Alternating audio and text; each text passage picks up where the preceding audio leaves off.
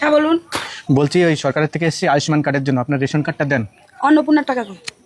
অন্নপূর্ণার টাকা আর 3 মাস পরে 4 মাসের টাকা একসাথে দিয়ে দেবো। ও 1 মাসের পরে 2 মাস, 2 মাসের পরে 4 মাস।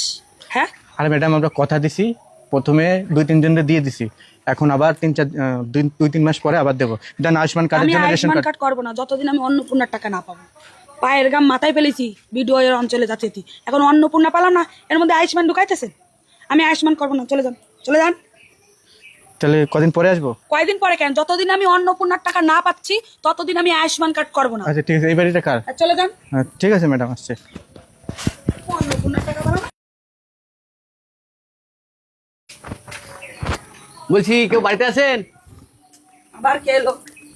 হ্যাঁ বলেন। বলছি কি ম্যাডাম, আমি জনগণনার জন্য এসেছিলাম, আপনার আধার কার্ড আর ভোটার কার্ডটা নিয়ে আসেন। কিসের জন্য এসেছিলেন? জনগণনা। আমি তো জনগণনা করবো না, অন্নপূর্ণা টাকা পেলাম না, তার মধ্যে চলে আসলো আয়ুষ্মান করতে। এখন আপনি চলে এসেছেন জনগণনা করতে। আমি তো কোনো জনগণনাও করবো না, আয়ুষ্মান কার্ডও করবো না যতদিন আমি অন্নপূর্ণা না পাবো, ঠিক আছে?